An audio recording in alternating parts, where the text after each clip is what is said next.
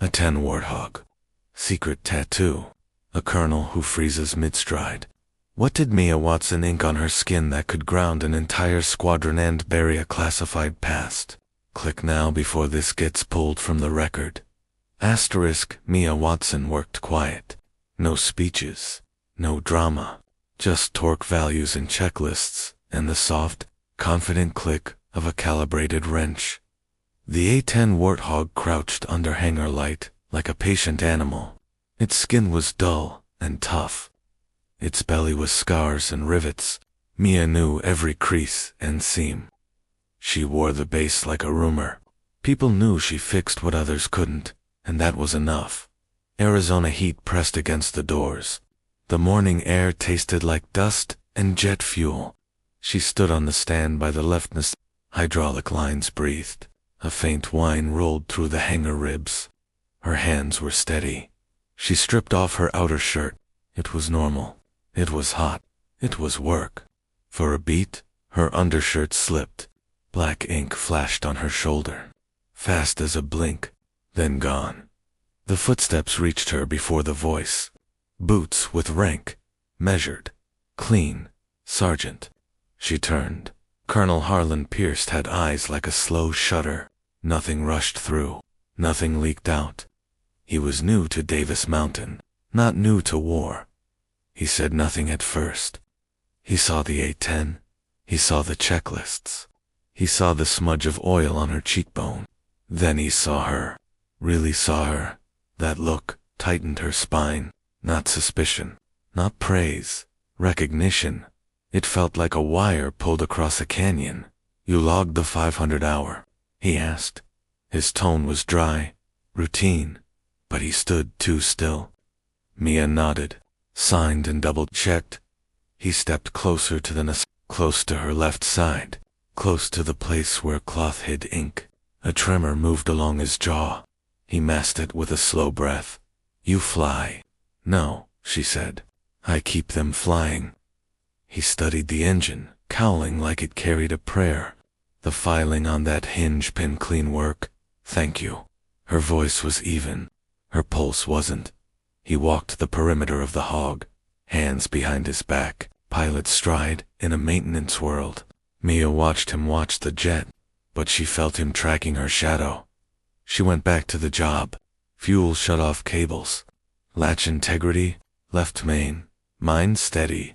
Except for the drum beat in her chest, 8 counts long, then 9. The doors clattered open. A gust pushed heat and wind into the hangar. Her undershirt shifted again. Black lines lifted in the light. Wings and numbers. A mark that didn't belong to the Air Force. Pierce stopped mid. He stopped like a pilot who spotted a mountain in fog.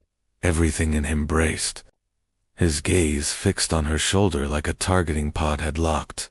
He knew it. Mia saw it happen. His pupils adjusted. His breath changed cadence. For a heartbeat, she was not a crew chief. She was adored back to somewhere he had buried. She tugged the fabric down. Too late. The ink was already in the room. It floated between them like static. "What's your name?" "Mia Watson." His lids dropped. Slow. He repeated it. "Mia Watson." She looked past him at the hog. It looked back with nothing but metal patience. She wished it could roar and drown the moment. Pierce took one more step, close enough for her to see an old nick on his cheek, close enough to hear his voice lose its armor. "Where did you get that tattoo?" Mia didn't answer. The hangar seemed to tilt. Memory reached up from a place she refused to visit. Her shoulder burned beneath cotton. He didn't wait for a response. He exhaled through his nose, as if bracing for impact. Then he said, a set of numbers under his breath, exact, cold. The numbers inside her ink. Her tools went quiet in her hands. He knew. He knew the coordinates. And if he knew the coordinates, he knew the story. If he knew the story, everything she had hidden was about to tear open. Asterisk, if the A-10 Warthog, secret tattoo, and a colonel's frozen stare hooked UTAP like. Subscribe and comment Ghost Flight to unlock part 2. Asterisk ghost flight was a rumor that wore dog tags. You never saw it on paper. You saw it in the way certain people stopped talking. Mia held his stare. Her mouth was dry. The numbers, he said, were not random. They were a valley cut by rockets and winter wind, a place with no runway and too many graves. Sir, she said, we're mid-check. We are, he agreed. After you answer the question. She looked at the hog's shark mouth, at the gun, at the belly racks, at the tires that could chew gravel and come back for more. She had built herself out of tasks like these. Small parts, tight tolerances, no memories. Where did you hear ghost flight? She asked. Not from the places you think. His voice flattened. Answer me, Sergeant. I'm a civilian enlist. Not an answer. I maintain aircraft. Still not an answer. The hangar filled with the sound of a taxiing jet outside. The floor hummed. Bolts on the bench rattled in a tin. Mia focused on the vibration to steady herself. The coordinates belonged to a night. 10 years ago. Snow. Blackout. Radios that lied. A call sign nobody logged because the people who used it weren't supposed to exist. She didn't want to say it out loud. Naming ghosts gives them rooms. Family, she said finally. Someone close. Who? She shook her head. Not on the record. He studied her. Not as a suspect. As if she were a survivor who had learned to make herself invisible. I flew over those numbers, he said. Twice. Once in daylight. Once when everything broke. Her fingers tightened around the wrench. How did you make it out? I didn't, he said. Not all the way. Parts of me are still there. The honesty knocked a breath out of her. Pierce wasn't playing rank. He was building a bridge to a place she'd sealed with concrete. The tattoo, he said. It isn't vanity. It's a key. You know what it opens. A cart rolled past. 2 airmen loaded chocks. They gave the colonel a wide berth and pretended not to listen. Mia felt the entire hangar hold its breath. If ghost flight existed, she said, it did what? Casualty extractions that never happened. Radio beacons that weren't there. Hogs flying low where satellites never look. He didn't flinch. You tell me. She swallowed. In that valley, a team waited. The storm closed. The ridge iced. Comes dropped. A-10s came in dirty and slow and refused to leave. Somebody drew fire away from a column that wasn't supposed to be there.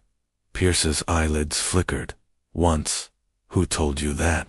The same person who told me to keep engines honest and my head down and your tattoo up. She almost smiled. Something like that. He glanced at the ink again. The wings. The numbers. A faint sigil buried in the feathers. He knew the sigil. She saw it land in his memory like shrapnel. He took one step back and looked at the A-10 the way you look at photos of a friend you lost. Ghost flight didn't just rescue, he murmured. It hunted what hunted us. And it paid. Mia's heart clenched. You were there, close enough to know we were bait. Wind pushed dust under the doors. The light shifted. A long cloud dragged a gray stripe through the hangar. Pierce broke it with a single sentence. Your tattoo is the same mark the missing crew chief wore on her last day. Everything in Mia went cold. Her hands, her thoughts. The air name, she asked, though she already knew.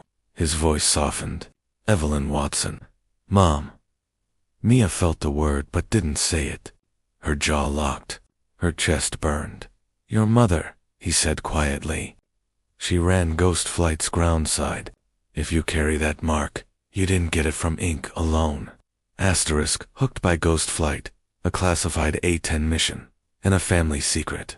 Comment, unlock it, if you want. Part 3, now. Subscribe for more Air Force thriller drops. Asterisk, there was a locker at the far end of Hangar C. No nameplate, no visible lock. Just paint the color of old teeth. And a line of rivets that didn't match the others. Pierce walked like he had memorized the floor. Mia followed, pulse in her throat.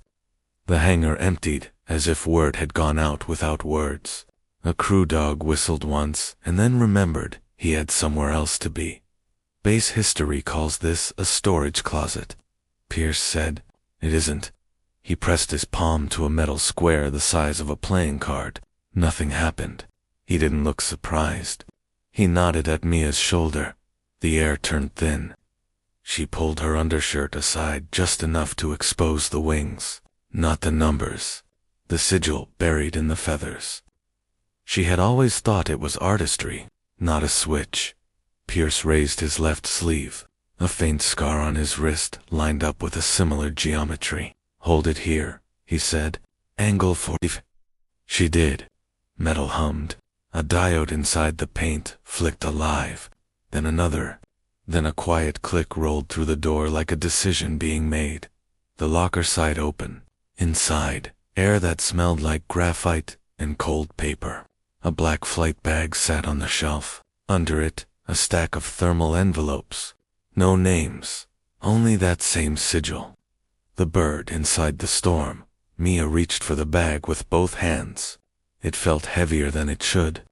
She set it on a work table. Pierce stood back. He wasn't giving orders now. He was letting gravity do the talking. She unzipped it. Maps unfolded themselves like they'd been waiting. Not satellite, hand-drawn. Ridgelines like knuckles. Arrows that cut valleys. Dates pinned to margins. Weather notes in a sharp, tight script she had seen in a shoebox at home. There was a data brick wrapped in anti-static cloth, and a photo. Her mother in a grease-streaked jacket, laughing with two pilots whose faces were half-shadow. Mia's throat closed. She wanted to climb inside the picture and hold it there. Hold the sound of that laugh. Hold the time before coordinates turned into scars. Take your time, Pierce said, but he sounded like a man who hadn't slept in years. She slotted the brick into a portable reader. Screen on, no menu, just a prompt. Enter 3 keys. What keys? She asked. Pierce pointed at the ink.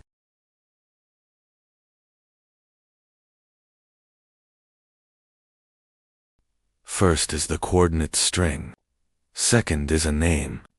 Third is a phrase nobody would guess unless they were there. Mia typed the numbers. Her fingers didn't shake. The screen waited. She typed the name, Evelyn Watson. Still nothing. Her chest prickled. Heat climbed her neck. The phrase, Pierce asked. Think of something she said only once. Something she said to cut fear in half. Mia heard it arrive. A voice from a night she was too young to understand. A line whispered over a shortwave hiss, while snow packed against windows, in a place that wasn't. Arizona. She typed. Hogs don't freeze. The reader woke. A file tree bloomed. Ghost flight. EXFIL scrubbed. Audio vectors tied. Mia tapped audio A voice filled the hangar. hermother.com/steady. If you're hearing this, power's out and someone cut our beacon. The ridge iced. We have a column pinned. Ghost flight is diverting. We will not leave them. The sound cracked, then steadied. Coordinates attached. If we don't return, bury this. If we do return and this file plays, burn it. Keep the hog honest. Make sure the gun still sings? Mia pressed the table to stop herself from swaying. Pierce stared at the floor. His jaw worked once, like he had bitten down on metal. The file ended with a burst of wind and a single sentence. It wasn't for the team. It wasn't for the mission. It was for a girl asleep in another time zone. Mia, if you ever find this, trust the man who looks lost when he sees your tattoo. He was there. Mia lifted her head. Pierce hadn't moved. He looked lost. Asterisk the folder refused. Standard tools. Old crypto. Homemade. Mean. Pierce pulled a chair with the quiet of a funeral usher. Evelyn encrypted like a pessimist, he said. Assume capture. Assume betrayal. Assume time. Mia combed the file names. The payload had 6 shards. Each shard had a date and a wind direction. She entered the dates into a flight board in her head. Storm week. The week ghost flight bled the sky. Shard 1 opened into coordinates overlaid with altitude gates. Low, lower, stupid low. A-10 low. The kind of low that scrapes paint off mountains. Shard 2 held call and response phrases. Not radio chatter. Authentication. 2 syllables. 1 breath each. Like knives past handle, dash first. Shard 3 was a list of tail numbers, then red slashes through all but 3. Mia recognized 1 like you recognize your own handwriting. Shard 4 was a sound file of steady breathing and a 3-click code she had only heard once. Through a wall, when her mother thought the house was asleep. Shard 5 was an image. Under IR, a snake of vehicles. Heat blooms rolling through snow. Pinned in a notch. Someone had painted the road with the word HOME in a language a satellite wouldn't read. Shard 6. She tapped it. The screen blinked. A map snapped open. Color bled like a bruise. A valley flared red. Then, a route traced in blue swung around it like a shepherd dog circling wolves. Pierce leaned in. That's not an extraction route. No, Mia said. It's bait. He rubbed the scar on his wrist. Evelyn didn't just fix hogs. She choreographed a storm. A warning tone yelped from the reader. A new prompt crawled up the screen. Key, PHRASE, field. Pierce's gaze met hers. This one's not for me. Mia stared at the map, at the word HOME, buried in a cold river of pixels, at the blue line that dared the red to follow. She remembered a night when Evelyn taught her how to listen to engines from the porch. Each voice has a purpose, her mother had said. You don't force a voice. You find it. Mia typed. Let the hog sing. The payload opened. What spilled out was not heroic. It was brutal and precise. An A-10 guns run schedule crosscut with ground team slights. False heat signatures dragged fire uphill while the convoy slid down in shadow. The Warthogs fired not to kill first, but to make the valley look like a mouth the enemy wanted. When the enemy bit, Ghost Flight turned the bite into a choke. Pierce sat back, eyes wet and not hiding it. That's how we got out, he whispered. We followed a song someone else wrote. Then the last page, a list of names under the heading, If We Don't Come Home. It wasn't a will. It was a ledger of memory. The first name was Mia. Beside it, keep the hog honest. If the ghosts return, don't let them be silent. The hangar lights flickered again. A shadow crossed the door. Not a person. A shape of movement that knew where to stand to avoid cameras. Pierce stiffened. We're not alone. Mia closed the folder and killed the reader's screen. Too late. Something had already sniffed the power surge and the unlock keys. You don't open the pass without waking the thing that buried it. He picked up the flight bag. Office, he said. Now they walked fast, not running. Running is noise. The corridor smelled like old wax and new paint. Behind them, a cart rolled, then stopped. The kind of stop a person makes when they realize you're not supposed to hear them. Pierce keyed the office. Door shut. He locked the deadbolt and slid a chair against it. Tired of polite wars. Who knows about this? Mia asked. Fewer than should, he said, and more than we want. The phone on his desk lit up without ringing. No caller ID, just a line of text. Return what you took. The feed looked cheap, not government grade. Mean enough. Mia felt the room tilt. The porch swing was empty. The winter light said late afternoon in a state far from this base. She saw the knot in the railing. She had pressed a coin into that knot when she was 8. Utilities, Pierce asked. Off, she said. I shut the house 2 years ago. Then the camera isn't drawing power from you. He pinched the bridge of his nose. They're sloppy or confident. The phone text blinked again. Payload. Now. Then a new line. Evelyn owes. Daughter pays. Mia's anger sharpened. Her fear into something usable. No one collects a debt from a dead woman, she said. They try, Pierce said, especially if the debt is a story. He opened a drawer, pulled out a key fob wrapped in tape, pressed it once. Somewhere deep in the hangar, a relay clicked. Dead man's switch, he said. If I don't reset every 4 hours, everything we found copies to 5 places that don't like bullies. He turned the phone face down. Who profits if ghost flight stays buried? People who sell myths, Mia said, and people who fear what truth breaks. Her voice steadied. Either way, they don't get it. Pierce nodded. I agree. He looked older than an hour ago. Evelyn didn't encrypt for nostalgia. She did it because she knew someone would come. Mia opened the flight bag again. Beneath the maps was a patch, a hogshead stitched in thread, gone dull. She touched it like you touch a gravestone, not for luck, for alignment.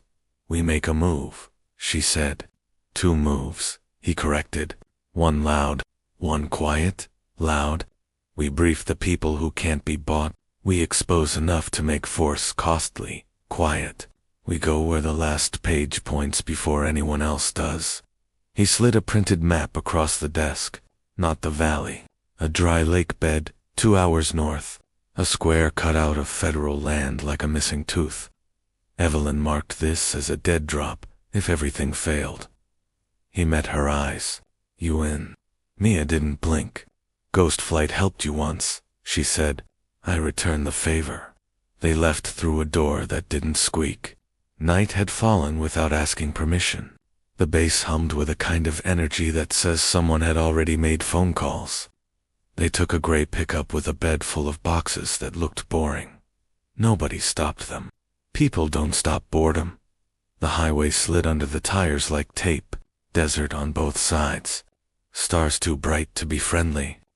Pierce drove as if he couldn't feel fear, only math. Mia watched the rear view. 3 sets of lights appeared, then 2, then 1 again. Tail, he asked. Maybe. Let them be wrong, he said, and eased down a frontage road that disguised itself as a mistake. The dry lake bed opened like a white door. They killed the headlights. The moon did the rest. Wind combed the surface. The dust moved like breath.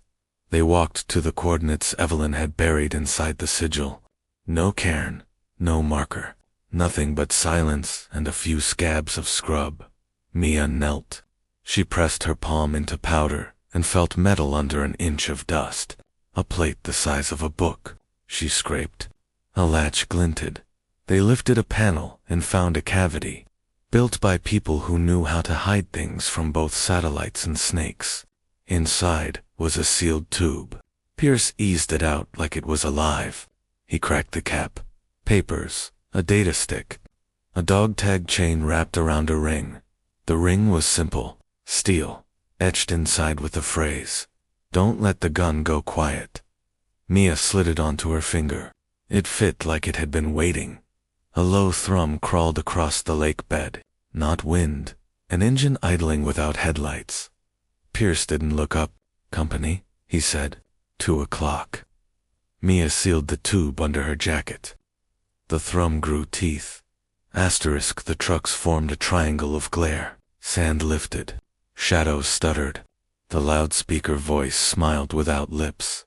Hands where we see them. Pierce laced his fingers on his head. Mia did the same. The ring pressed into her scalp. It felt like a vow. 4 men stepped forward. Not soldiers, not amateurs. They wore the posture of people who believed they'd never been recorded. Wrong century for that. Payload, the leader said. Now, Pierce spoke first. You're pointing guns at the wrong desert. The leader laughed. Always loved pilot lines. We don't need you. We need her. He nodded at Mia, Evelyn's child. Keys in her blood. Mia kept her eyes at horizon height. Ghost flight saved people. You left to die, she said. You should send flowers, not trucks. Ghost flight broke markets, he said. Markets hate heroes. Heroes are bad business. Pierce shifted his weight a centimeter. Enough, he said. Calm is a checklist. On my mark. Nobody heard that but Mia.